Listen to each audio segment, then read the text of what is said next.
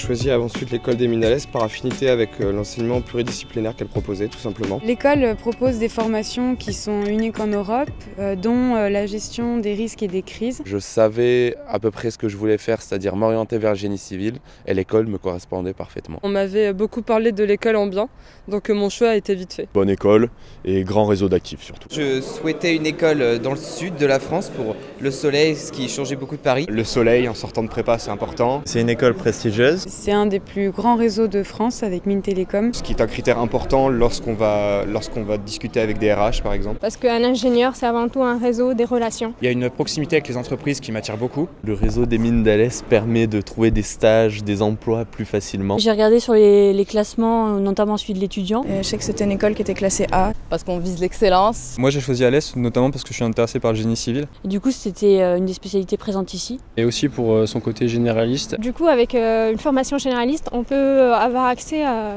tous les domaines qu'on veut. J'étais intéressé par le génie civil et si cela ne m'intéresse pas, je sais que je pourrais changer en cours de cursus. J'ai choisi l'école plutôt pour l'international. J'ai choisi l'école des Mines d'Alès pour pouvoir avoir la possibilité de faire un programme des doubles diplômes. Ça va m'ouvrir des portes pour le monde entier. Et surtout d'avoir une plus-value au niveau sur le marché du travail. Il y a vraiment une très grande diversité, je pense que ça permet à chacun de s'épanouir. Lorsqu'on a du soleil et qu'on a la maison des élèves, ça j'ai vu que au niveau associatif ça pouvait être vraiment intéressant.